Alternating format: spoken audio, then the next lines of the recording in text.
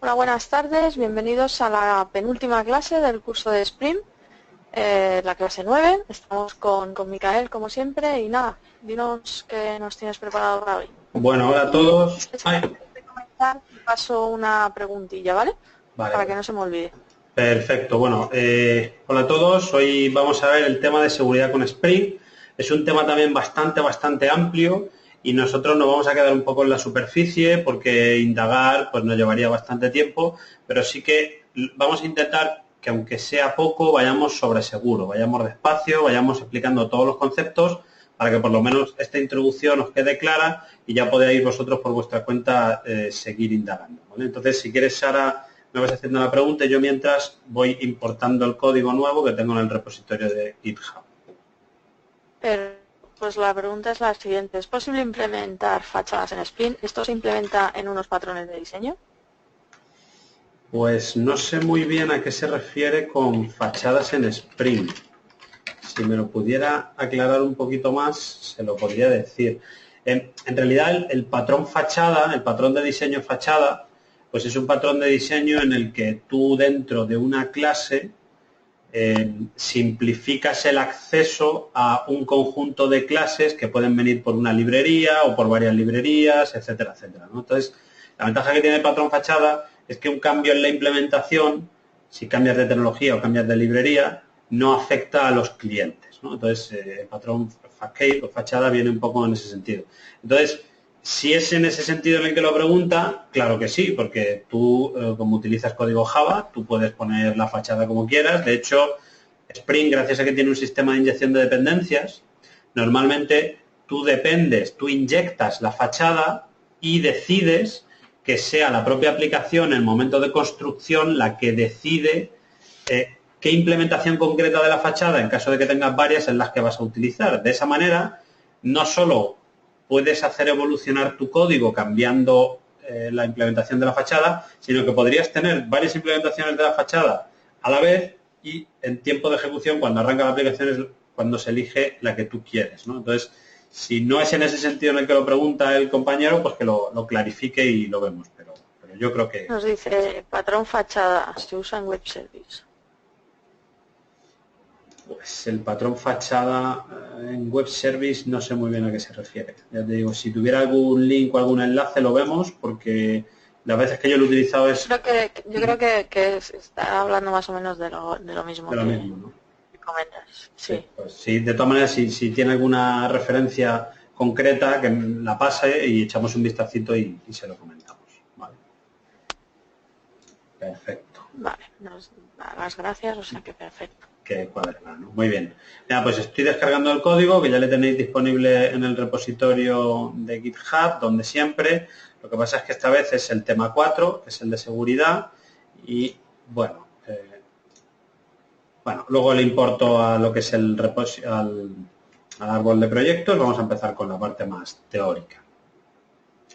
A ver, la seguridad web, como os comentaba, es un tema muy amplio. Vamos a ver una breve introducción al concepto de seguridad informática y luego lo vamos a ir aterrizando poco a poco con la implementación concreta de la seguridad dentro de Spring, bueno, dentro de la web y luego dentro de Spring en particular, ¿vale?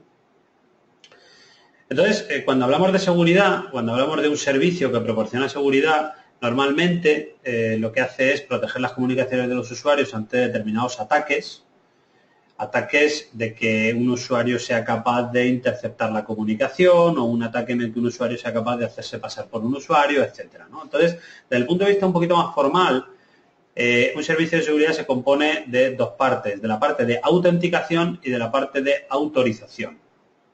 Entonces, cuando hablamos de autenticación, lo que estamos hablando es garantizar que una entidad, normalmente una persona, por cómo trabajamos nosotros, pero también podría ser un servicio que se autentica en otro servicio, sirve para garantizar que una entidad es quien dice ser. Normalmente, aunque ahora lo veremos un poco más en detalle, una persona se autentica porque proporciona una información que solo ella debería saber, como por ejemplo la contraseña, ¿no? Y cuando hablamos de autorización, de lo que estamos hablando es que una vez que ya tenemos a la persona que se ha identificado en nuestro sistema y podemos asegurar que se trata de ella, pues poder determinar a qué servicios tiene acceso. Entonces, como viene ahí descrito, sirve para discernir si una entidad tiene acceso a un recurso determinado o no tiene acceso, ¿no? También tenemos otra serie de servicios que serían un poco más secundarios, porque también tienen mucho que ver con los anteriores. Y sería, por un lado, la integridad de los datos y la confidencialidad. Cuando hablamos de integridad, no es lo primero que se nos viene a la cabeza en el mundo de la seguridad, pero pensad, por ejemplo, que cada vez que vosotros firmáis un documento, lo que estáis diciendo es que avaláis lo que viene en ese documento. Entonces, cuando hablamos de integridad, lo que quiere decir es que no puede venir un usuario malicioso y puede cambiar el contenido del documento, ¿vale? Imaginaos que firmáis, no sé, una hipoteca, estáis dispuestos a pagar un dinero y luego llega alguien, cambia esa hipoteca y pone más dinero. Por ejemplo, una persona que se encarga de certificar este tipo de contratos verifica la integridad del documento, tiene una copia, etcétera, ¿no? Y por otro lado está la confidencialidad, ¿no? Esta es más habitual y más conocida. Cuando nosotros intercambiamos información, no queremos que nadie mire esa información, conozca esa información, ¿no? Por ejemplo, recientemente el servicio como WhatsApp ha empezado a cifrar el contenido desde un extremo al otro extremo. Es decir, la información que sale del terminal móvil va cifrada de manera que ningún usuario intermedio, aunque pueda ver el contenido de las comunicaciones, sea capaz de descifrar esas comunicaciones y, por lo tanto, adivinar qué hay por dentro, ¿no? Entonces, como os decía, la autenticación se consigue habitualmente mediante algo que sabes, por ejemplo, una contraseña, un nombre de usuario, o algo que tienes, por ejemplo, una tarjeta de acceso, o bien algo que eres, en el caso de las cualidades biométricas, ¿vale? En el mundo de Internet se suele utilizar el algo que sabes y ocasionalmente también se suele utilizar el algo que tienes con, por ejemplo, tu móvil. Ahora mismo, si tienes un problema que se te olvida la contraseña y en un servicio como Gmail has indicado tu teléfono móvil, pues para recuperar la contraseña pues te pueden mandar un código de acceso al móvil, ¿no? Entonces, es lo que se denomina autenticación de varios factores, 2 factores, 3 factores. Se supone que cuanto más factores utilices, más fácil es autenticarte. En relación con la autorización, en la que se determina si un usuario puede acceder a un recurso determinado en base a permisos, listas de control, políticas, roles, tokens, etcétera. Hay muchas formas diferentes de configurar la autorización de un usuario. Nosotros vamos a ver cómo se puede con Spring autorizar en base a roles, es decir, los usuarios de administradores de la web pueden acceder a una serie de servicios y los usuarios normales, que no son administradores, pueden acceder a otros servicios, ¿no? Generalmente menores. Entonces, en ese caso sería el uso de roles. Pero hay otros mecanismos. A veces, y es lo más habitual, se requiere autenticación previa para poder autorizar. Aunque sí que es cierto que hay una autorización que podría ser para los usuarios no autenticados, ¿no? Entonces, como vamos a ver nosotros con Spring, vamos a permitir a usuarios no autenticados acceder a ciertas páginas de nuestra web, pero cuando ese usuario quiere acceder a otra página, necesitará, lo primero, autenticarse. Y una vez que esté autenticado, pues ya se determinará si puede o no puede en base a los roles, ¿no? Con respecto a la integridad, lo que os decía, sin entrar en mucho detalle matemático, hay unas funciones matemáticas, ¿no? Que tú les pasas un documento y te generan un numerito bastante largo. Y si ese documento que tú le pasas o ese fichero que tú le pasas cambia ligeramente, pues ese numerito que sacan cambia muchísimo, ¿no? Entonces, se denominan este tipo de funciones hash o de resumen porque efectivamente hacen eso, resumen en un número, en 256 bits o 512 bits, depende de muchos tipos de funciones, resumen en un número gigas y gigas de información. De manera que si hay un cambio ligero en el fichero original, el resumen cambia radicalmente y podríamos detectar, por así decirlo, que ha habido un cambio, es decir, que se ha roto la integridad del documento original, ¿no? Entonces, bueno, como viene aquí descrito, son funciones que convierten un texto plano en una secuencia alfanumérica y partiendo de la secuencia alfanumérica, bueno, cuando hablamos ahí de secuencia alfanumérica queremos hablar de ese número que os estoy diciendo, ¿no? Y obviamente, como se tratan de resúmenes, partiendo del resumen nunca se puede volver a obtener el fichero original, ¿no? Entonces, bueno, estas funciones nos permiten, lo que os decía, junto con otro tipo de artefactos criptográficos, asegurar la integridad. Y por último, la confidencialidad, que se consigue utilizando técnicas criptográficas de cifrado de mensajes, y hay dos grandes tipos de sistemas criptográficos, los que utilizan una clave secreta y los que utilizan una clave pública, ¿no? Los de la clave secreta se suelen denominar simétricos porque se utiliza la misma clave para cifrar que para descifrar, y en cambio los que utilizan la clave pública se conocen como asimétricos porque utilizan una clave para cifrar y otra clave que suele ser privada para descifrar, o al revés, ¿no? Entonces, no quiero entrar mucho en detalle en este tipo de técnicas porque podría ser un poco engorroso, pero sí que quiero mostraros 4 conceptos básicos que nos ayuden a entender por qué se implementan de esa manera las librerías, ¿no? Entonces, centrándonos en la clave secreta, básicamente, aquí lo tenemos en el diagrama, tú tienes un documento y para cifrar el documento utilizas una clave secreta y se genera una serie de caracteres ilegibles. Y luego, partiendo de esos caracteres ilegibles, si utilizas la misma clave secreta, puedes descifrar el documento y volver al contenido original, ¿no? Entonces, gracias a esta técnica de cifrado, si un usuario malicioso fuera capaz de acceder al contenido cifrado, no podría descifrar ese contenido a no ser que tuviera la clave secreta. Se denomina clave secreta porque todo el sistema se basa en que esta clave permanezca secreta. Si la clave realmente no fuera secreta, se podría descifrar las comunicaciones, ¿no?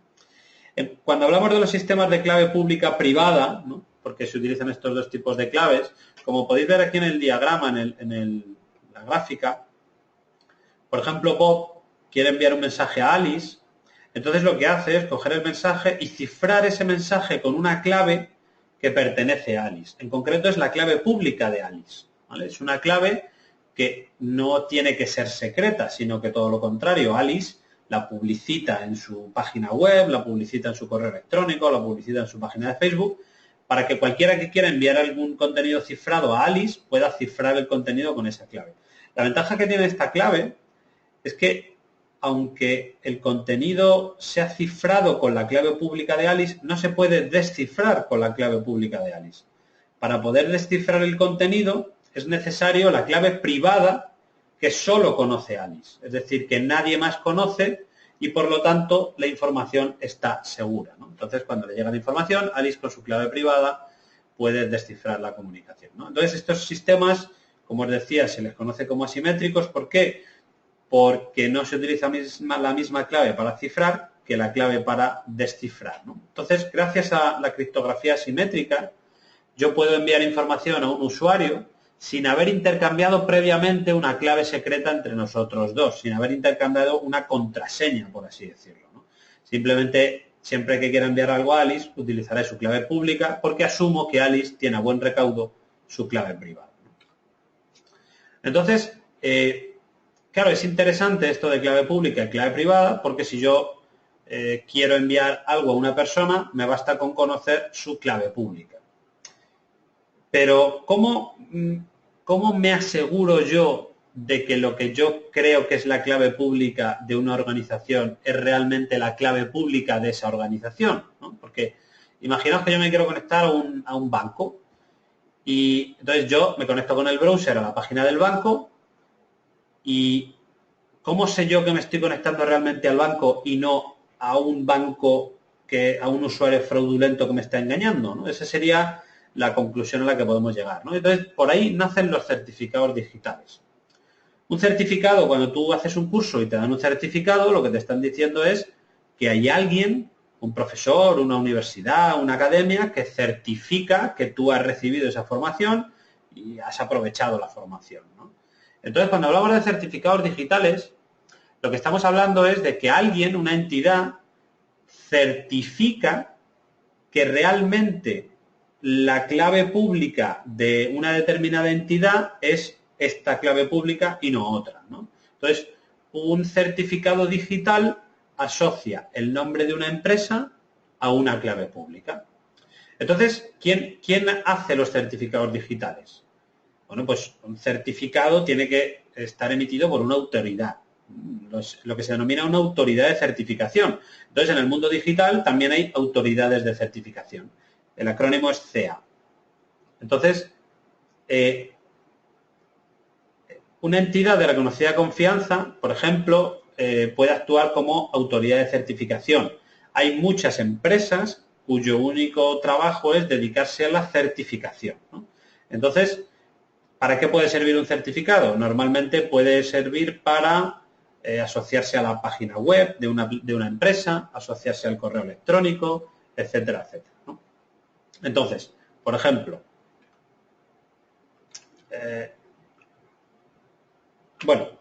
es que quiero entrar a la entidades de certificación, pero antes, y para acabar con este tema un poco más teórico y centrarnos en aspectos más técnicos de Internet, solo por recordar, hemos visto que hay criptosistemas asimétricos, criptosistemas simétricos y luego están las funciones hash, ¿no? Entonces, hay muchas implementaciones diferentes de cada una de esta idea. Por ejemplo, sistemas simétricos está el AES, Blowfish, DES, etcétera, etcétera, ¿no? Criptosistemas asimétricos están, por ejemplo, el RSA, que es uno de los más famosos, Diffie-Hellman, el Gamal, etcétera. Y funciones hash están SHA, MD5, etcétera, etcétera. Me imagino que, como estáis familiarizados en el mundo de Internet, estas siglas, o por lo menos algunas de ellas, os sonarán, ¿no? Entonces, nosotros no nos vamos a meter en esto, este curso no es de seguridad informática, es simplemente de Spring Security, es cómo aplicar la seguridad en una aplicación web hecha con Spring, ¿no? Pero que sepáis que hay muchas formas diferentes de aplicar todos estos conceptos criptográficos. Vamos a ir rápidamente a HTTPS, porque en HTTPS es donde vamos a materializar la idea de entidad de certificación, ¿no? Entonces, ¿qué es HTTPS? HTTPS es la versión segura del protocolo HTTP. ¿Segura en qué sentido? En varios sentidos. Segura en el sentido de que la información que se transmite o que se transmita entre el browser y el servidor estará cifrada, y seguro en el sentido de que cuando yo me conecte a una página web de un banco, yo puedo estar seguro de que esa página es realmente la del banco y no es de un usuario malicioso que se está haciendo pasar por el banco, ¿no? Entonces, HTTPS se apoya internamente en la criptografía de clave pública para la identificación de servidores, que a su vez se apoya en el estándar TLS, y este tipo de sistemas internamente luego hacen uso de clave privada, de sistemas simétricos, ¿no? Entonces, ya os digo, no vamos a entrar mucho en detalle, pero básicamente lo que necesitamos para que una comunicación por HTTPS funcione correctamente, para que podamos identificar al servidor al que nos estamos conectando, necesitamos de una entidad de certificación, de una autoridad de certificación que sea la que implemente los certificados, ¿no? Entonces, lo que ocurre es que los navegadores tienen una lista de entidades de certificación en la que confían. Es decir, hay una serie de empresas bien conocidas por todos, de manera que el browser, si se da cuenta de que un servidor tiene un certificado hecho por una de estas empresas, entonces el browser da por bueno ese certificado y te pone el candado verde, ¿no? En cambio, si tú te conectas a un servidor y no presenta certificado, o el certificado que presenta no está firmado por alguna de estas autoridades en las que confía el navegador, pues entonces te dará un error, te mostrará un error que ahora veremos, ¿no? Estos errores, por ejemplo, aquí lo tenéis, uno de los errores en Chrome. Fijaos lo que os dice Chrome. Chrome dice, la conexión no es privada.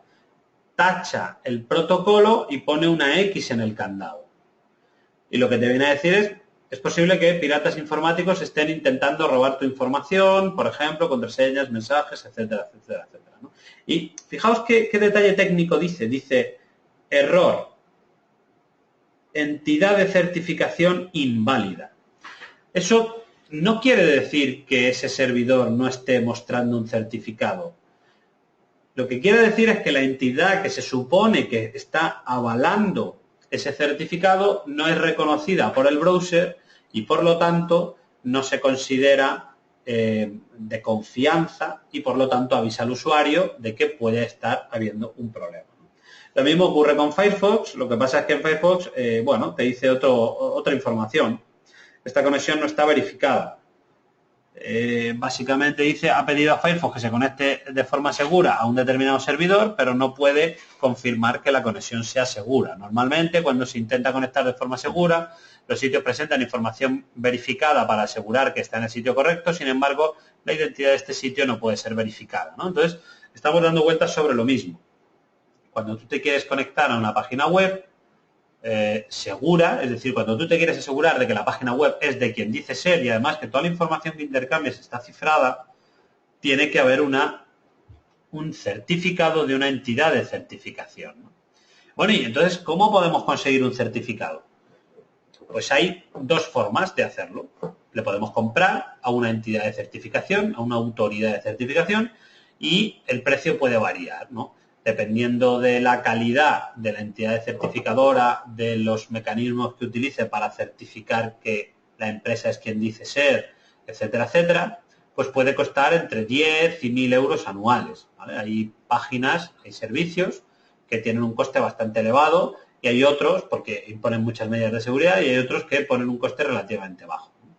Entonces, por ejemplo, para que veáis de qué estamos hablando, vamos a ver, comprar certificado SSL, por ejemplo. Bueno, aquí, por ejemplo, certificado SSL por 5,75 euros. ¿Por qué pagar más? Bueno, vamos a ver la publicidad, a ver dónde nos lleva. ¿Por qué pagar más? Seguridad a un precio extraordinario, SSL a solo 5,75 euros al año. A ver si viene más información. Bueno, pues no parece que haya más información. Han bajado, ¿no? La última vez que lo vi. ¿Ves? Aquí ya indica precio promocional solo durante el primer año. Después del término de compra inicial, los productos con descuento se renuevan al precio de la lista vigente, etcétera, etcétera, etcétera, etcétera. Vamos a ver, por ejemplo, cuando hablamos de SSL, estamos hablando igual de HTTPS.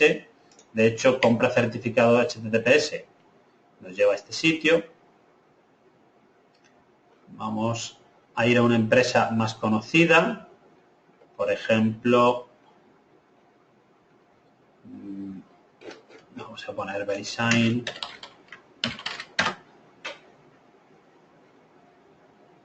Symantec, aquí está, ¿no? Entonces, para que veáis el otro orden de precios, Website Security,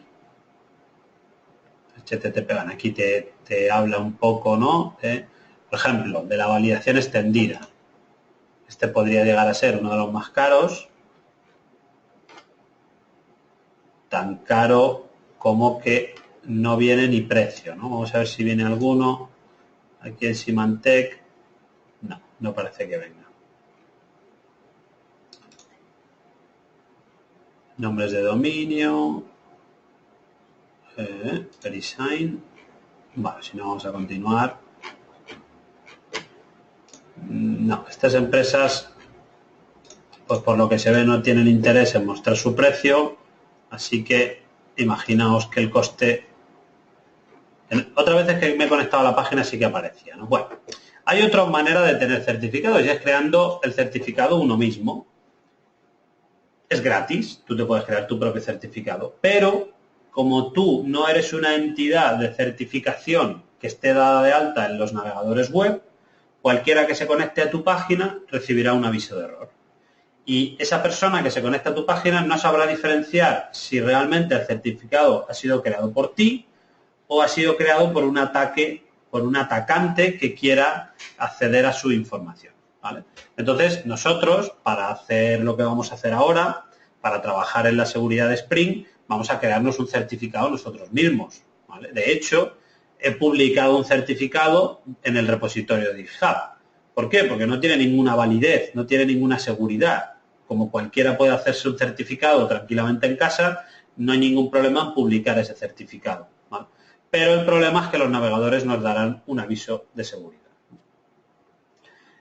¿Quién hace uso? No, perdón. ¿Cuáles son las estadísticas de autoridades de certificación más usadas? Pues, por ejemplo, Comodo es una de las más usadas, con el 40% del número total, Symantec, 26%, GoDaddy, que es el que hemos visto al principio, 12%, Trustwave, Verizon, etcétera, etcétera, etcétera, ¿no? por ejemplo, Comodo SSL.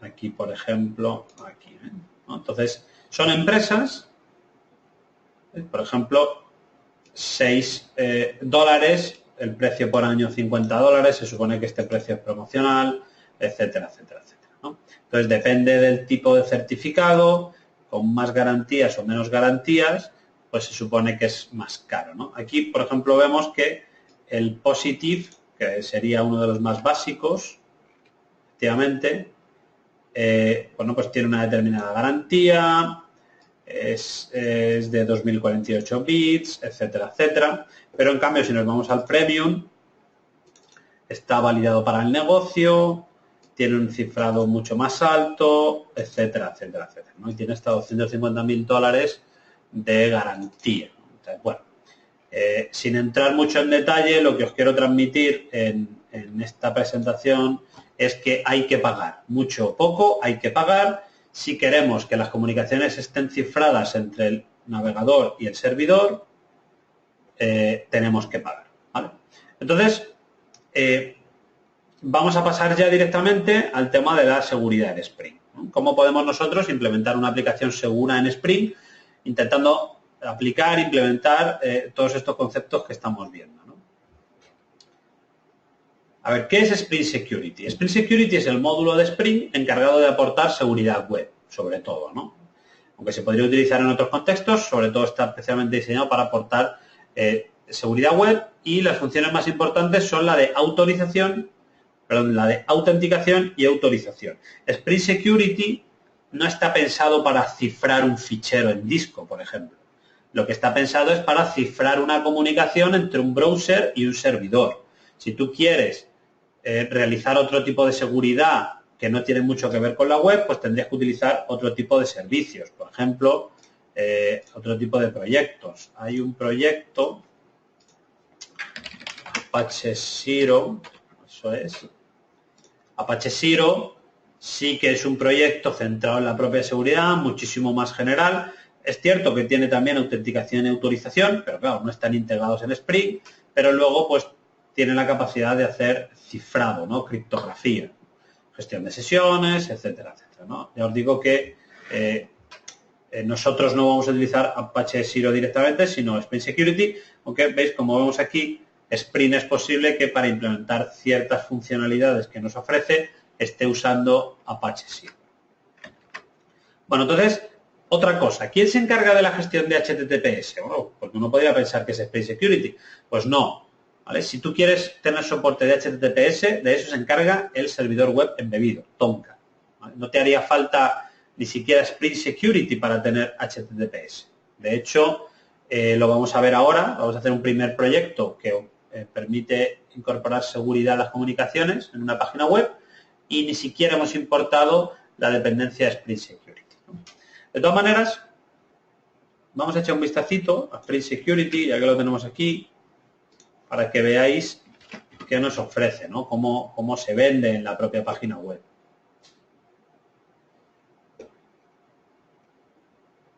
A ver. Aquí tenemos, por ejemplo, la página Spring Security. Es un sistema personalizable y potente de autenticación y control de acceso, que sería la parte de autorización. Es el estándar de facto para la securización de las aplicaciones basadas en Spring. ¿Qué características tiene?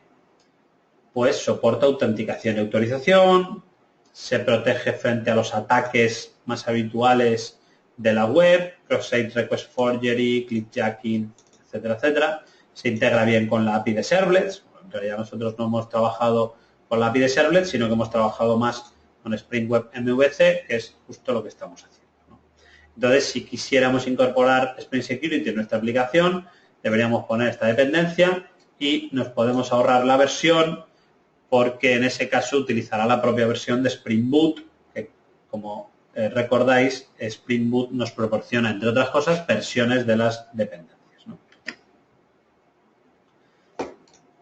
Bueno, entonces vamos a ir A ver, una cosa. Spring Security permite implementar muchos esquemas de seguridad diferentes, muchos, es bastantes, y nosotros no vamos a ver todos porque tendríamos que comprender el funcionamiento de cada uno de ellos, cosa que no es trivial, ¿vale? Entonces nosotros nos vamos a centrar en el esquema más básico, vamos a ir viendo cómo vamos juntando piezas y vamos añadiendo más funcionalidades de seguridad en nuestra aplicación y tenéis que saber que hay mucho más allá, ¿no? Entonces os recomiendo que ampliéis información si queréis profundizar en la seguridad.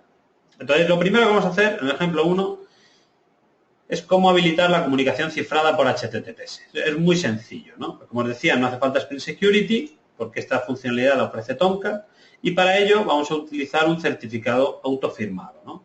Entonces, ¿qué es lo que nos pasa? Ya os lo he dicho antes, usando un certificado autofirmado podríamos sufrir un ataque y nuestros datos podrían ser descifrados, ojo, y para que nuestros datos no sean descifrados tendríamos que comprar un certificado, ¿no? Entonces, ¿qué es lo que tenemos que hacer para que nuestra aplicación tenga soporte HTTPS? Pues lo que tenemos que hacer es añadir, no añadir ninguna dependencia rara, quiero decir, las dependencias son las que ya conocíamos, web y mustache.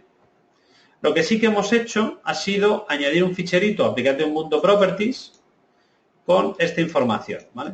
Estrictamente hablando, no haría falta cambiar el puerto, pero habitualmente las comunicaciones cifradas van por un puerto diferente que las comunicaciones en claro. Es decir, el puerto por defecto HTTPS suele ser el 443 y en desarrollo se suele utilizar el 8443. Por eso estamos especificando el puerto aquí, como veis, ¿no? Y luego lo que le tenemos que decir es en qué fichero está el key store, es decir, en qué fichero está el certificado y qué password tenemos para acceder a ese fichero y qué password tenemos para acceder a ese certificado concreto dentro del fichero.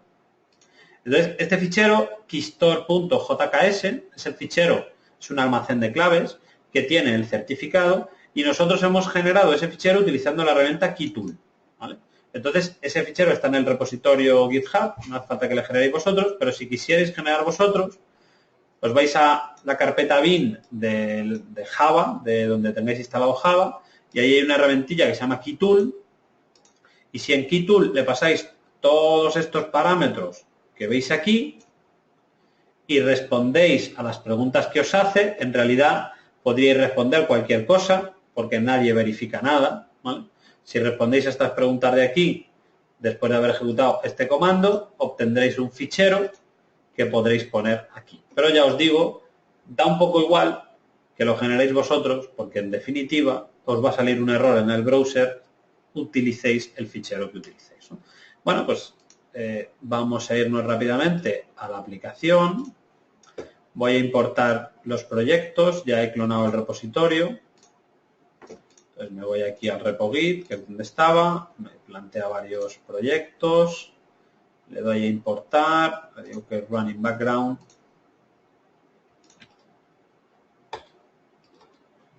A ver, ahí está. Vamos a cerrar los proyectos que ya no utilizamos, en concreto los de base de datos. Y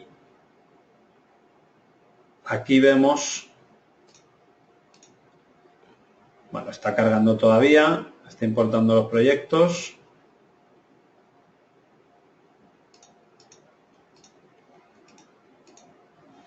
A ver si termina.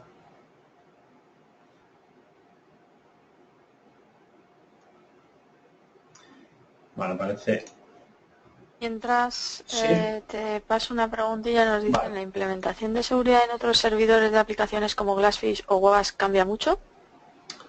Pues sí, la verdad es que sí. De hecho, una de las ventajas que tiene utilizar Spring Boot es que es independiente del servidor concreto que estés utilizando, es decir, se configuran de la misma manera. En cambio, cuando tú quieres configurar la seguridad en otro servidor de aplicaciones, normalmente la seguridad no se configura a nivel de aplicación, como estamos haciendo nosotros, sino que se configura a nivel de servidor. Y cada servidor tiene su propio mecanismo, ¿vale? Normalmente, todos suelen ser compatibles con certificados generados por la herramienta KeyTool, pero sí que es cierto que cada uno tiene su propio fichero de configuración. Entonces, lo que nosotros estamos haciendo con este fichero de configuración, que metemos en la carpeta resources, pues cuando lo estamos haciendo en un Tomcat a mano, no embebido, o un Glassfish, o un Web Application Server, o un lo que queramos, ¿no? Un Glassfish, pues es diferente. Entonces habría que mirar el manual de cada servidor de aplicaciones a ver cómo se hace, ¿vale? Lo cual es un inconveniente que la gente de Spring Boot pretende evitar. Entonces, como os decía, aquí tenemos el ficherito application.properties y ya está. La aplicación no tiene nada, es una aplicación igual que siempre, nada. Y el web controller, pues tampoco tiene nada, es un controlador que básicamente cuando accedes a la página principal carga el template home y el template home pues tiene un hello HTTPS, ¿no? Entonces vamos a ejecutar la aplicación para que lo veáis.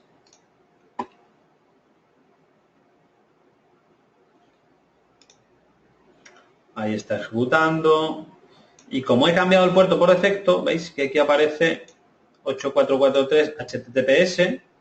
Entonces, esto es importante que nos acordemos que, claro, que si es HTTPS, es HTTPS, dos puntos, / localhost, ya no es 8080, ahora es 8443. ¿No? ¿Qué nos dice? Claro, nos dice lo que os decía antes. Es posible que los piratas informáticos estén intentando robar tu información de localhost, por ejemplo, contraseña, mensajes o tarjeta de crédito. Third Authority Invalid.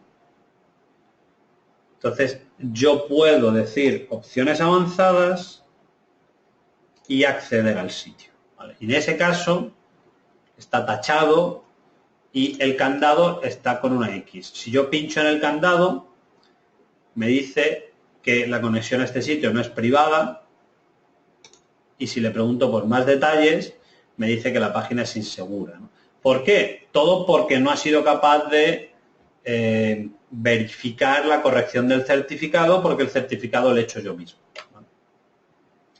Y yo podría ver los datos del certificado, pero daría igual porque no se confía en este certificado raíz de autoridad de certificación porque no figura en el almacén de entidades de raíz de certificación de confianza, ¿vale?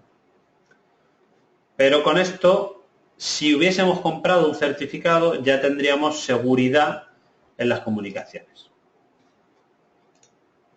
Vamos a ir un poquito más avanzando más, porque aparte de la seguridad, aparte del cifrado, nosotros necesitamos la autenticación y la autorización, ¿no? Entonces, en el ejemplo 2, lo que vamos a ver es cómo proteger algunas páginas de mi aplicación web para que solo un usuario pueda acceder a ellas, pero los datos de acceso de ese usuario van a estar en el código fuente, ¿vale? Entonces, si el usuario intentara acceder a una página para la que no tiene acceso, automáticamente se le redirigiría a la página de login y si consiguen meter correctamente las credenciales de acceso, se le navega directamente a la página a la que quería acceder originalmente y si no lo consigue, pues está constantemente en la página de login hasta que consiga las credenciales, ¿no? Entonces, ahí va, que se me va esto.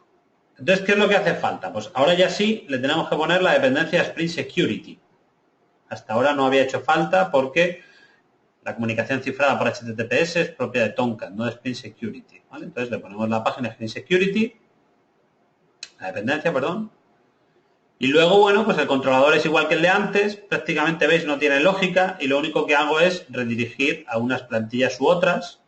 Lo que pasa es que aquí me he hecho una plantilla con una página de login, una plantilla con una página de error y una plantilla home, es la página protegida por contraseña, por así decirlo. Es la página a la que solo se puede acceder si estás autenticado, ¿no? Entonces, aquí ya viene un poco más la parte propia de Spring Security.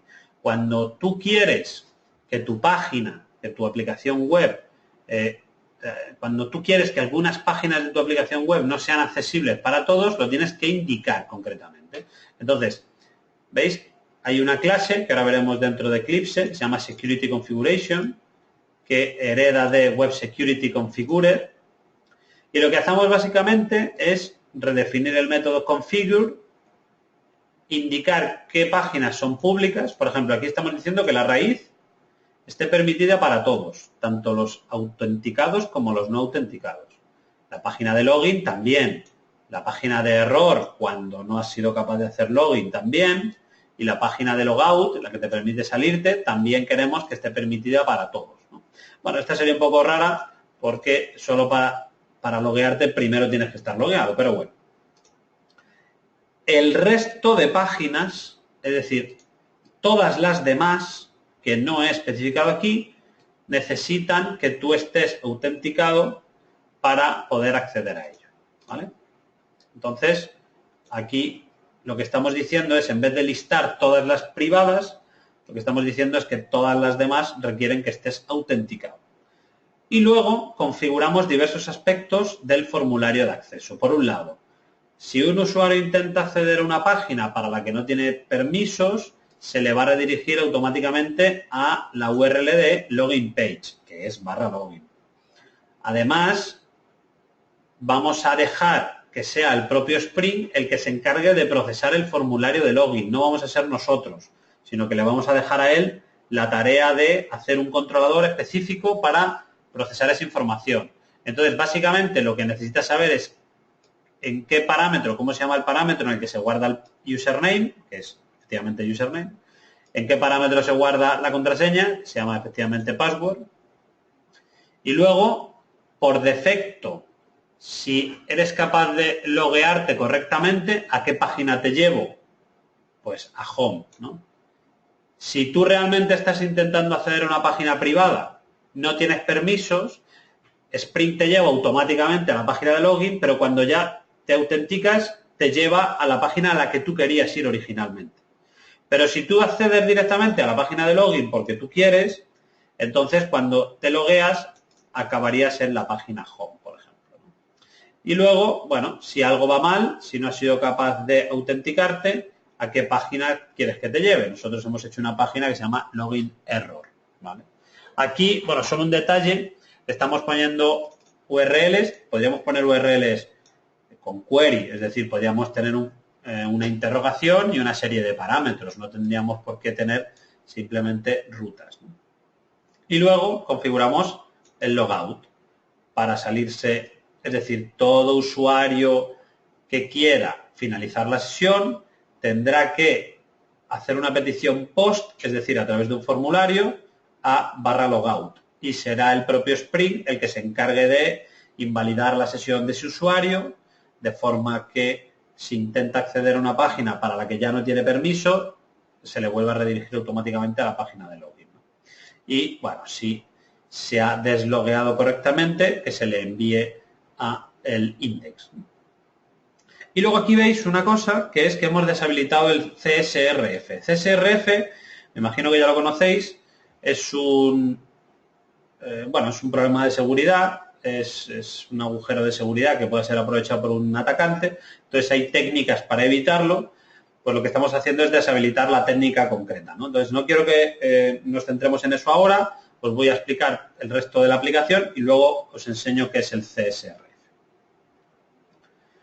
Bueno, nos falta otro método más. En la clase, lo que pasa es que no me cambia la misma transparencia, la clase tiene dos métodos, el método configure y el método, configure de HTTP security y configure de Authentication Manager Builder, ¿vale?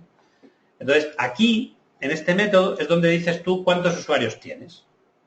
Y lo que estoy diciendo es que el usuario es user con la contraseña password y además tiene el rol de usuario. Nosotros no vamos a trabajar con roles, pero aunque no trabajemos con roles, es importante indicar el rol por defecto del usuario, ¿no? En este caso es user. Obviamente aquí podríamos poner cualquier nombre que nosotros quisiéramos, podríamos leer esta información del fichero de configuración, etcétera, etcétera. Podríamos, no sé, acceder a ese usuario, a los datos de ese usuario, desde cualquier sitio. Pero, de momento, vamos a considerar que los tenemos en código. Entonces, ¿qué va a hacer la aplicación? Bueno, está en este esquema resumido, pero mejor la vamos a abrir. Aquí lo tenemos, ¿no? Botón derecho, Run As, Java Application, Spring Boot App.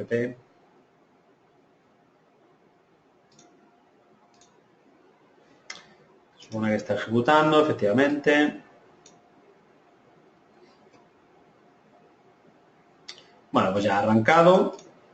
Y lo que vamos a hacer ahora es intentar acceder a la página. Entonces nosotros nos vamos a https://localhost 8443 y nos dice esta es la página pública y pinchando aquí puedes ir a la página privada, ¿no? Entonces si yo pincho aquí, he intentado acceder a la página privada, pero como no estoy autenticado, me sale automáticamente /login.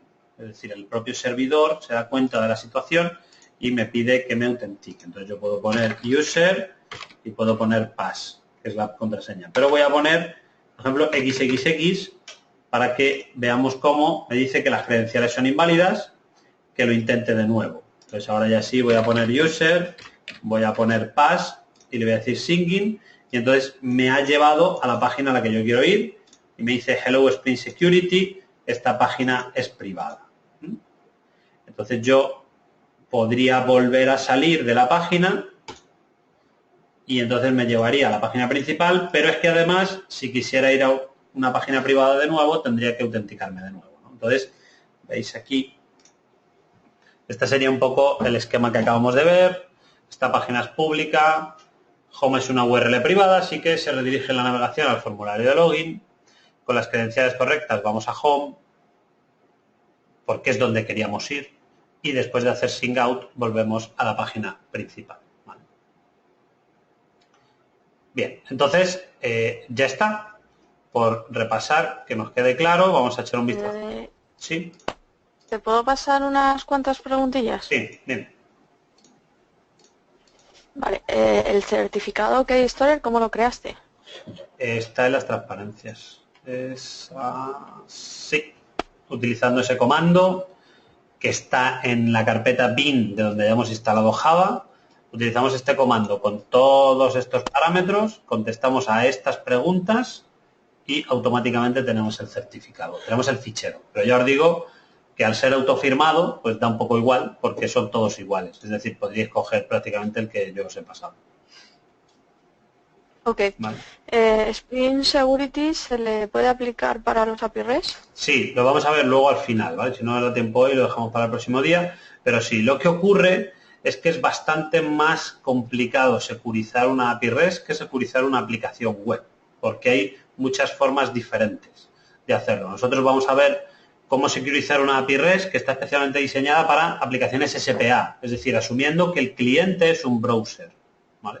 Porque cuando el cliente no es un browser, pues puede que haya cosas de manera diferente. Entonces, la respuesta es sí, pero requiere de adaptación. Vale. Para no quemar código de usuarios, ¿es posible utilizar el LDAP y que los profiles o roles sí estén en el código? Efectivamente, lo vamos a ver ahora, ¿vale? Ahora después vamos a ver un ejemplo más complicado en el que los usuarios están en la base de datos y hemos elegido una base de datos JPA porque es lo que hemos visto, pero podemos meterlo perfectamente en un sistema LDAP o donde nosotros queramos, ¿vale? No hay ningún problema. Vale. El CSRF parece que tiene en Spring una clase implementada por lo que he entendido. ¿Existen más clases de Spring implementadas para otras amenazas de seguridad como XSS o sesión? Sí, sí, bueno, sí y no. Hay cierto tipo de problemas que no son propios de Spring y que Spring no nos puede ayudar mucho, sino que son más de cliente, por ejemplo. El cross-site scripting, el XSS que comentabas, en realidad lo que tienes que evitar es que se ejecute en el browser de un usuario código escrito por otro usuario. Es decir, si tú tienes un sistema de mensajería, lo que no puedes hacer es coger un mensaje escrito por un usuario y poner ese mensaje tal cual en el browser de otro usuario. ¿Por qué? Porque podría poner código JavaScript que se podría hacer con las credenciales. Es decir, necesitan mecanismos de sanitización. Y por defecto Spring Security, por ejemplo, no tiene sanitización. No, creo que no, ¿vale? Luego lo podemos buscar. Pero sí que es cierto que el CSRF, Cross-Site Request Forgery, pues sí que lo tiene implementado por defecto, ¿no? Y, por ejemplo, otro problema de seguridad bastante común, que es SQL Injection, El SQL Injection sí que es de la parte de backend, ¿no? De hecho, el SQL Injection es el más famoso de todos. Pero el SQL Injection se produce cuando tú construyes las sentencias SQL concatenando cadenas de caracteres, pegando cadenas de caracteres y, en concreto, cadenas de caracteres que te llegan directamente desde el cliente, ¿no? Como hemos visto nosotros, cuando generamos las sentencias SQL, nunca pegamos cadenas de caracteres, sino que lo que hacemos es pasar parámetros a métodos, ¿no?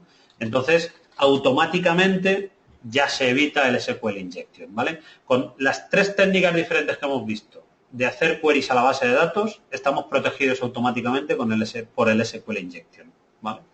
Entonces, por así decirlo, todo lo que se puede hacer en el servidor lo protege Spring Security. Aquellas cosas que ya son más de la parte de cliente, pues tendrá que ser la librería de cliente. Por ejemplo, Angular 2 te protege de cross-site scripting porque tiene sanitización de URLs y sanitización de contenido, ¿vale? Entonces, si hacemos una aplicación con el backend en Spring con Spring Security y en front con Angular 2, estaremos bastante protegidos, ¿vale?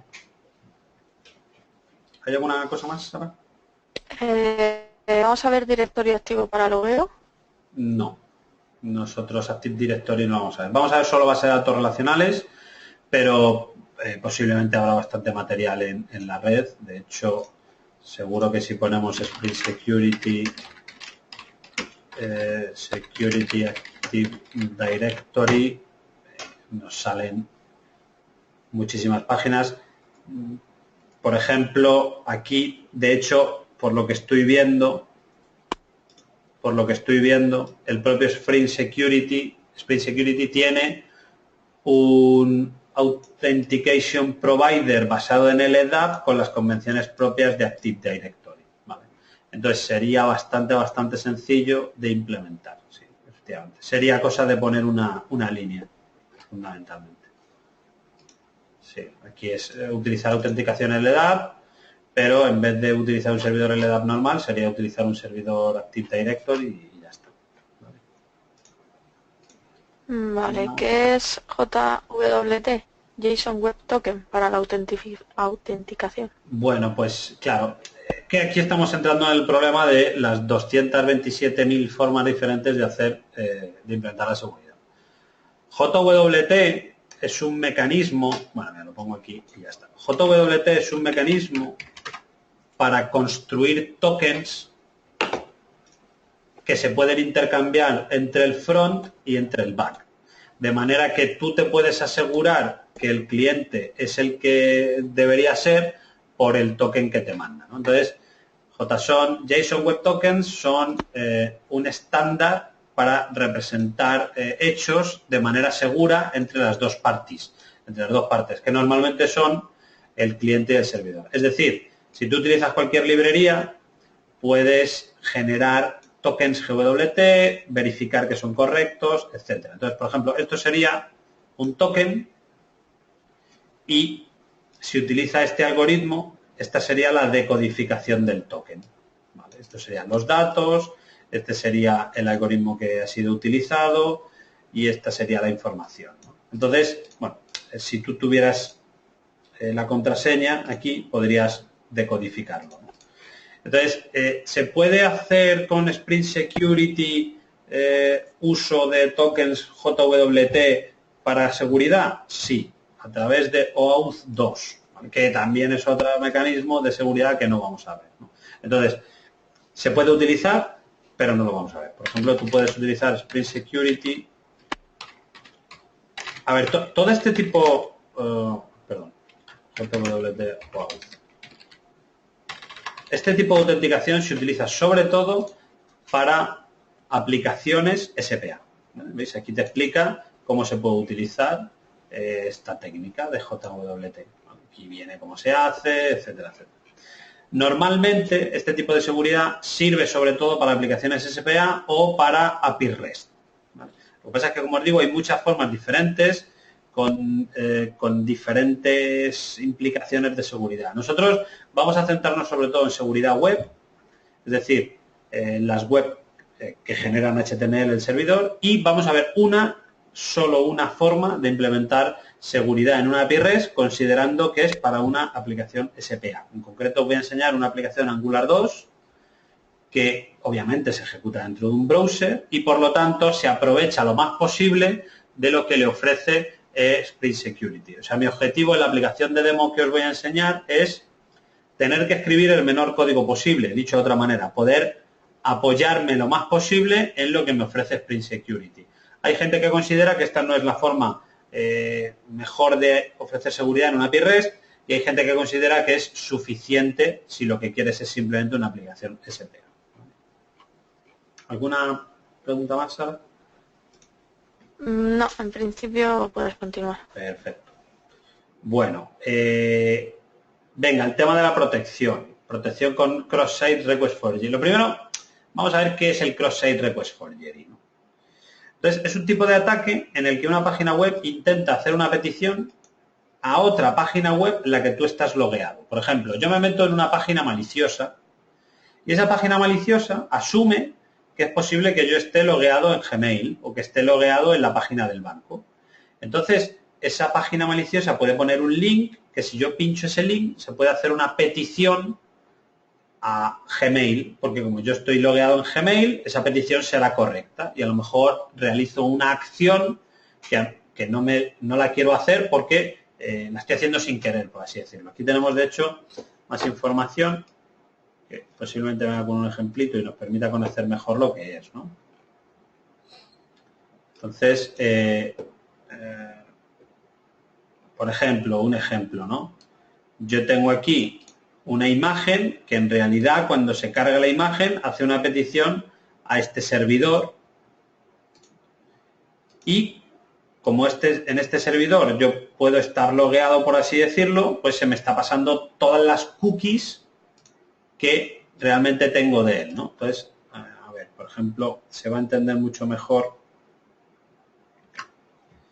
en la página oficial de Spring Security, se va a entender mucho mejor. Aquí lo tenemos, ¿ves? Por ejemplo, tú estás logueado en la página del banco y esa página te ofrece este formulario. De manera que tú, cuando le das un formulario, haces una transferencia con esta información.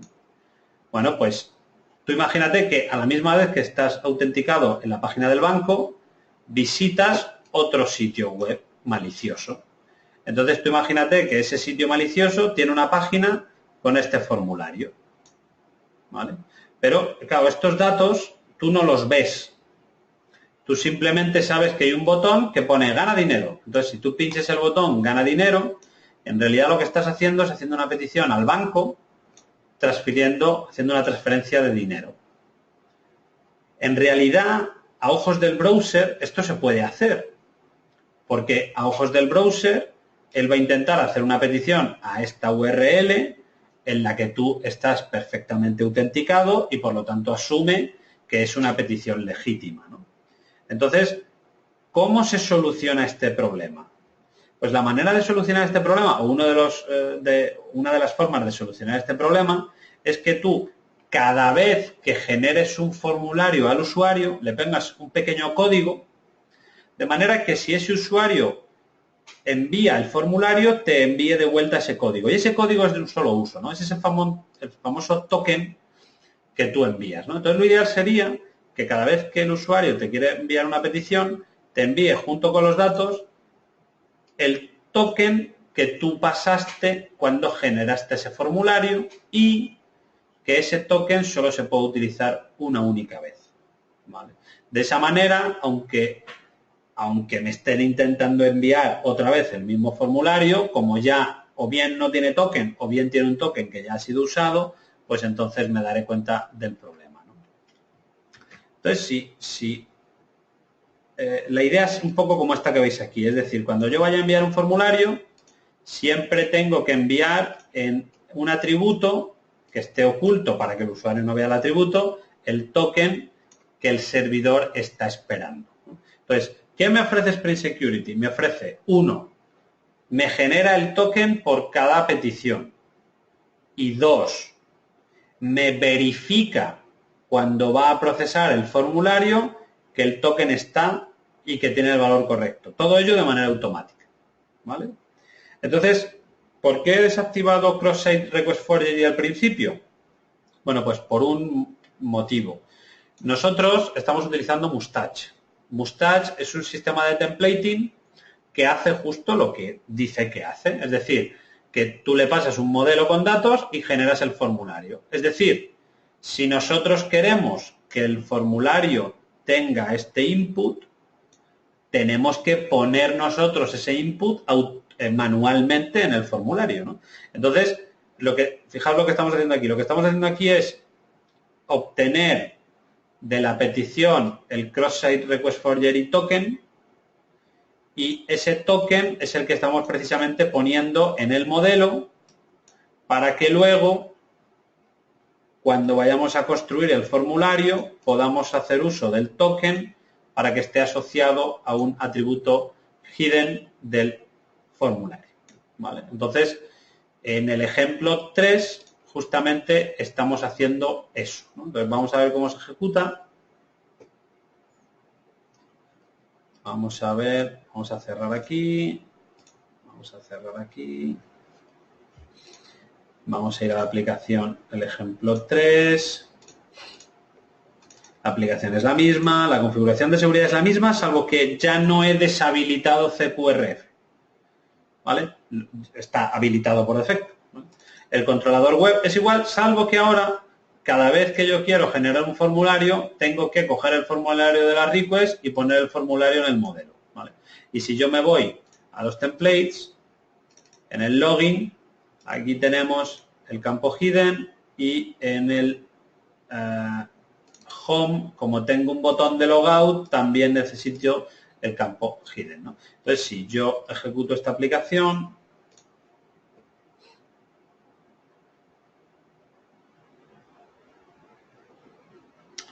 está arrancando la aplicación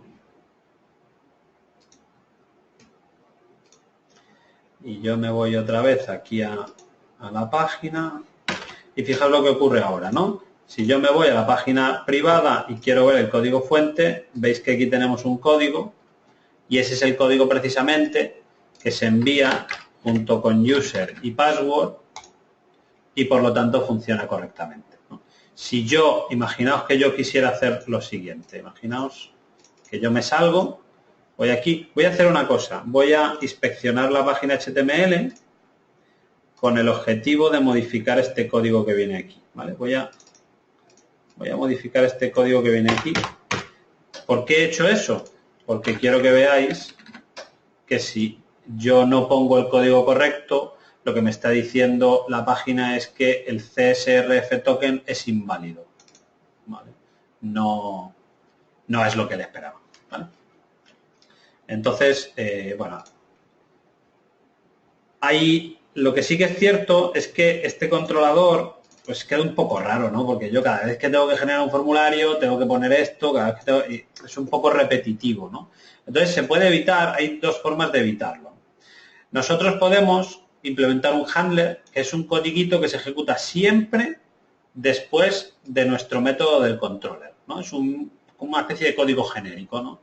Entonces, es muy sencillo, no es muy raro, ¿no? Simplemente nos hacemos una clase que hereda de handler interceptor adapter y, bueno, tiene un montón de métodos. Nosotros podemos redefinir el método post handle, que es básicamente después de haber ejecutado el método del controlador, ¿qué quieres hacer? Bueno, pues yo lo que hago es justo lo que quiero hacer. Quiero coger el token y enchufar el token justo al modelo, ¿no? ¿Qué ventaja tengo con eso? Pues que si nos fijamos en el ejemplo 3b, que lo tenemos aquí, la ventaja que yo tengo, voy a cerrar todo esto. O sea, dando de alta esta clase, bueno, primero me tengo que implementar la clase y luego la tengo que dar de alta. Doy de alta la clase con este pequeño codiguito de aquí arriba, que bueno, no merece mucho la pena que nos entretengamos. El web controller ahora sí que queda mucho más claro, mucho más limpio, y simplemente me tengo que acordar de que cada vez que tenga un formulario, pues le pongo esto y ya está, ¿no? Esto sí que es una cosa que no es mucho. Le pongo eso y ya está, ¿vale? Entonces, un último detallito, como os digo, Mustache es un sistema de plantillas muy básico. No es que sea muy básico, sino que pretende no hacer magia, sino que simplemente pretende hacer lo que vemos, que es partirnos del modelo, generar código. En cambio, TimeLeaf, que es uno un poco más avanzado y se integra muy bien con Spring, lo que puede hacer es que cada vez que ve un formulario, o sea, cada vez que el usuario escribe un formulario, él automáticamente mete el campo hidden con el token del CSRF, ¿no? Entonces, lo que tendríamos sería una cosa como esto, un formulario normal, pero en realidad al generar la página, él automáticamente se comunica con la sesión de Spring, etcétera, etcétera, etcétera, y bueno, hace bastante más magia, lo cual para algunos es bueno y para otros pues puede ser ciertamente problemática, ¿no? Entonces, no sé si hay alguna duda de este tema de CSRF, si no pasamos al siguiente ejercicio. ¿Sara?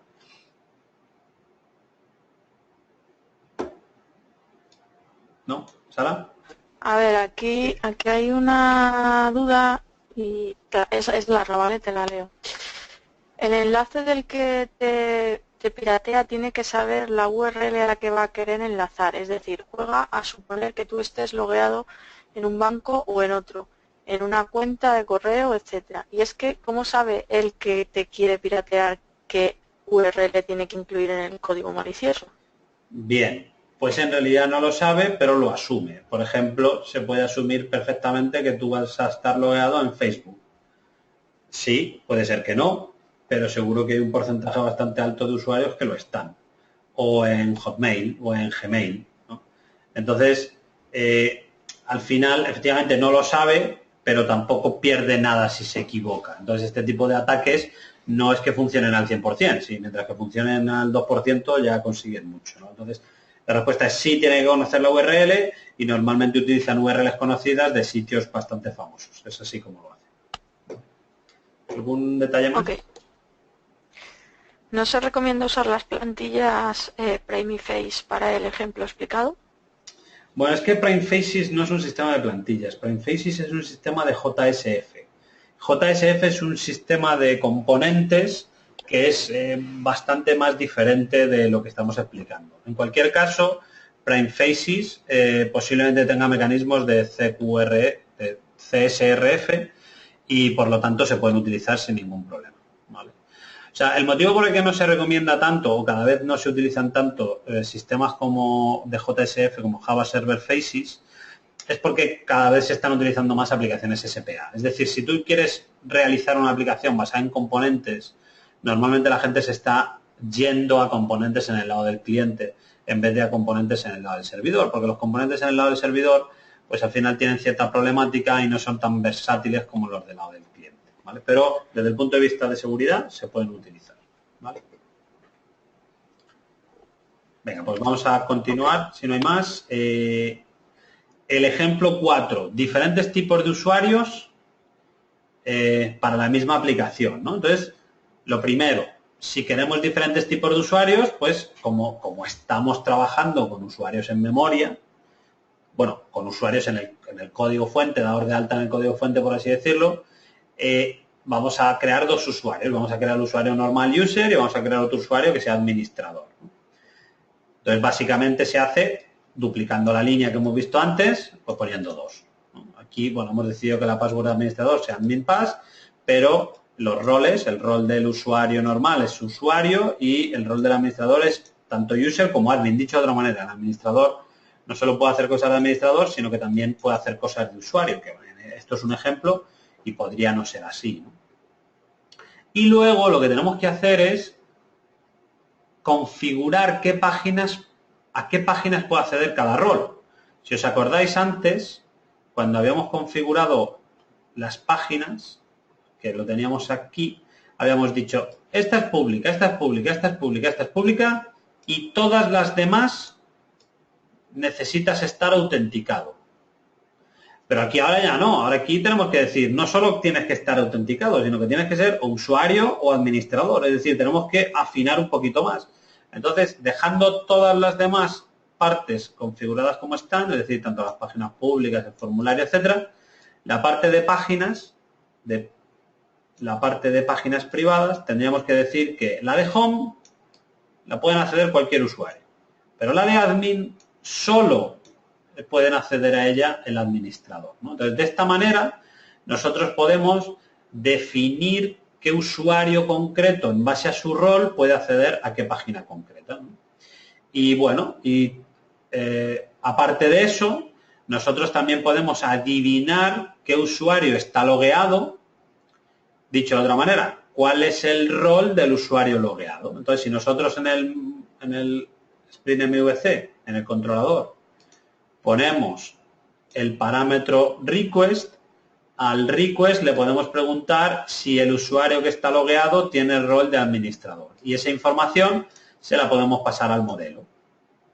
De manera que en el template home podemos poner un link solo si el usuario que está logueado es el administrador, ¿no? De esta manera lo podríamos hacer. Al igual que hemos visto antes, TimeLeaf, por ejemplo, tiene una integración con Spring Security, de manera que nosotros podíamos preguntar si el usuario es admin sin necesidad de que pase por el controlador. Es decir, utilizando TimeLeaf, o las plantillas TimeLeaf tienen mucha más inteligencia que las plantillas Mustache, ¿no?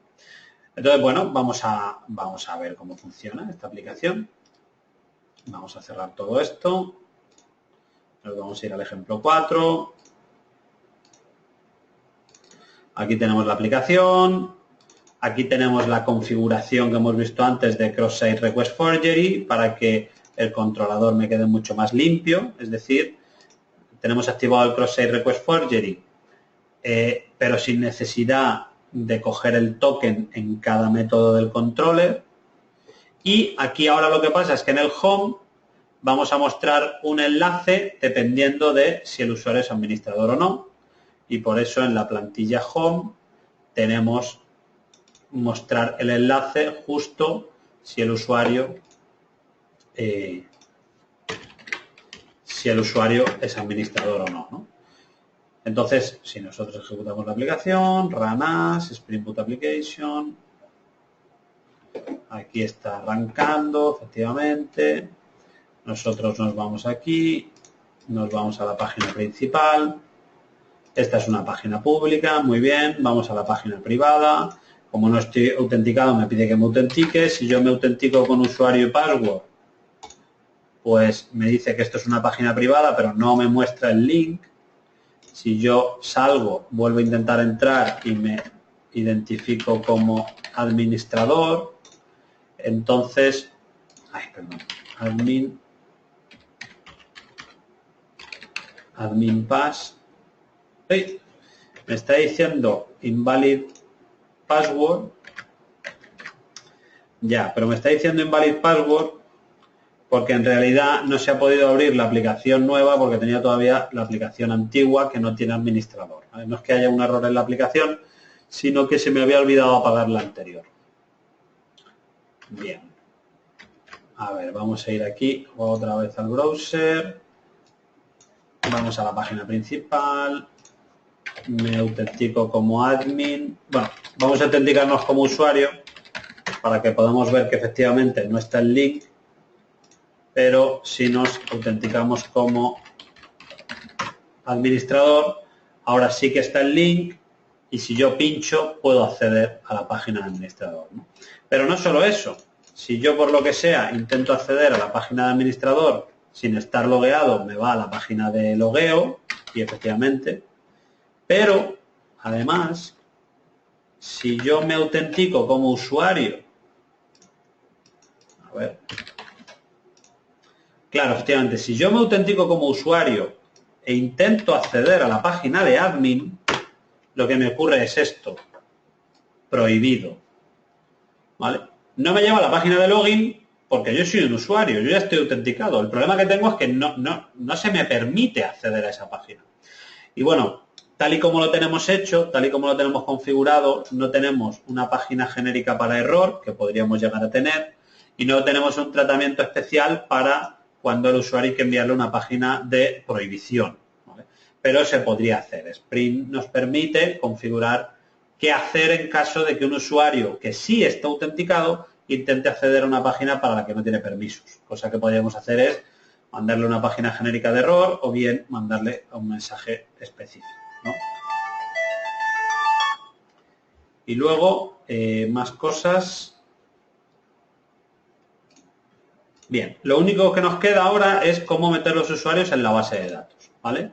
Entonces, como os digo aquí, hasta ahora todos los usuarios eran fijos y sus credenciales estaban en el código fuente y obviamente pues esto no es muy habitual.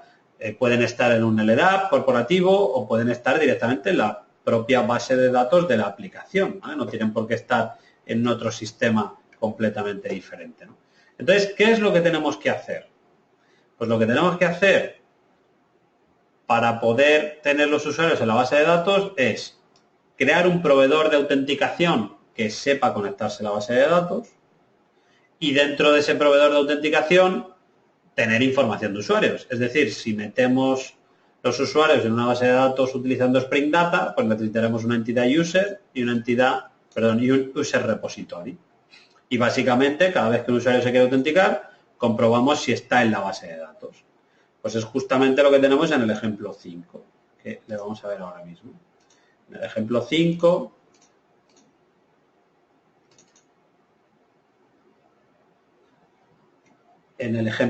tenemos la aplicación normal, el handler este que hemos visto también normal, y luego el web controller, pues exactamente igual que el que hemos visto antes, no tiene nada nuevo. Lo que ocurre es que tenemos la entidad usuario con los datos en la base de datos y la password codificada, ¿vale? Para que no podamos descifrarla, ¿vale? Esta password está cifrada en la base de datos con una función de tipo hash, por eso aquí pone hash. Tenemos un repositorio que tiene un método findByName. Desde el punto de vista de Maven tenemos como dependencia la base de datos, cosa que no teníamos, ¿vale? Le hemos puesto JPA y le hemos puesto H2 por simplificar, pero podríamos haberlo hecho con MySQL, por ejemplo. Es decir, con el user repository y el user no hemos visto nada nuevo, simplemente hemos visto cómo guardar usuarios en una base de datos. Entonces la pregunta es, ¿cómo configuramos la configuración de seguridad para que los usuarios estén en la base de datos? Esto en realidad, la parte de las páginas no cambia tampoco, porque en realidad sigue todo igual. Lo que cambia realmente es la configuración del Authentication Manager. El Authentication Manager, en el ejemplo anterior, si os acordáis, el Authentication Manager tenía los usuarios en memoria. Bueno, pues en la nueva aplicación, los usuarios están en este objeto, en este Authentication Provider. Lo que pasa es que el Authentication Provider a mí me llega con un AutoWire. ¿Por qué? Bueno, pues porque es más cómodo que me llegue con un AutoWire para que el propio Authentication Provider pueda también inyectar el repositorio. Entonces, básicamente lo que estamos diciendo es los usuarios están aquí. Y si nos vamos aquí, vemos exactamente lo que hay que hacer. Es muy sencillo. Inyectamos el repositorio y cada vez que nos pidan autenticar un usuario, con estas credenciales, sacamos de aquí el nombre de usuario y la password, buscamos un usuario con ese nombre de usuario. Si el usuario no existe, lanzamos una excepción de que están mal las credenciales porque el usuario no está.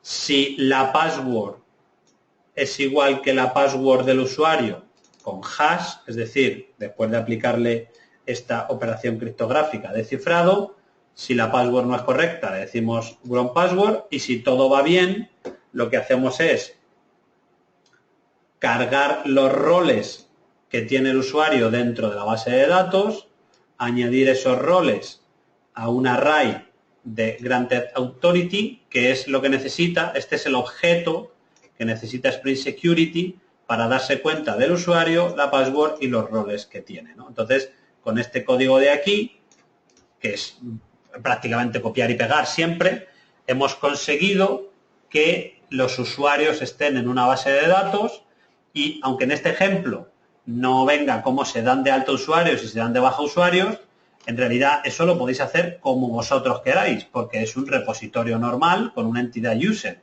Es decir, aquí se aplicaría todo lo que hemos visto de gestión de base de datos. Ya no tiene nada que ver con la seguridad. La parte de Spring Security lo único que hace es que cada vez que un usuario intente loguearse, se consulta la base de datos. Si el usuario está y la password es la misma, ok. Si no, error. Ya está, nada más, ¿vale? Y bueno, podemos hacer una demo, pero fundamentalmente el comportamiento es exactamente igual, salvo que ahora yo me he creado aquí un database user loader para dar de alta en la base de datos estos usuarios. Pero bueno, estos usuarios los podéis meter vosotros a mano, se podrían registrar automáticamente, etcétera, etcétera, etcétera. ¿Vale? Y bueno, aquí acabamos con la parte de autenticación en aplicaciones web. El próximo día vemos la parte de seguridad en API REST, especialmente diseñada para aplicaciones SPA en browser, como os decía antes. Y también vamos a ver la parte de despliegue, es decir, cómo generar un fichero y poder ejecutar la aplicación fuera de Eclipse. Y si nos diera tiempo, a ver qué tal vamos, gestión de imágenes, tanto carga de imágenes, subida de imágenes, como bajada de imágenes a una aplicación web. Entonces, Sara, si hay alguna preguntilla rápida la contestamos y si no la dejamos para el próximo día. Te paso las dos que hay y tú me dices si nos da tiempo o no, ¿vale? Sí. ¿Los roles se deben guardar en la base de datos? Bueno, sí, aquí lo que estamos viendo es que el usuario tiene este rol y el administrador tiene este rol. Otra cosa es quién puede cambiar esa información, pero sí, claro, si yo quiero mantener usuarios diferentes con diferentes roles en la base de datos, tienen que estar en la base de datos asociados a cada usuario. Ok. ¿Cuándo vamos a ver cómo levantar los servicios en Tomcat sin el STS? Eso lo vamos a ver el próximo día, ¿vale? El próximo jueves vamos a ver cómo empaquetar una aplicación y ejecutarla con un binario y vamos a ver cómo teniendo un Tomcat ya levantado, por así decirlo, vamos a poder desplegar una aplicación en ese Tomcat. Es decir, aunque nosotros estemos haciendo todo con Spring Boot y parezca muy diferente, vamos a ver cómo desplegar esto en un servidor de aplicaciones normal sin necesidad de que tenga nada especial. ¿Vale? Ok, perfecto. Daniel, lo de la sesión todavía no lo hemos podido gestionar. Si hubiera algún cambio, se os avisa por mail, ¿vale? O sea, que no os preocupéis. Llevamos un par de días un poco liados y entonces en el momento que sepamos algo se os avisa por mail. Si no se os dice nada, pues es que la clase es en la hora de siempre, ¿vale? Ok. Y nada, chicos.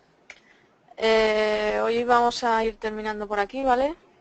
Okay. Luego ya nos vemos el próximo jueves. Yo en cuanto tenga la clase os la subo. Espero tenerla hoy mismo, o sea que no hay problema. Y nada, nos vemos el jueves que viene. Perfecto. Venga, gracias, Micael, por la clase. A ti, a vosotros. Hasta luego.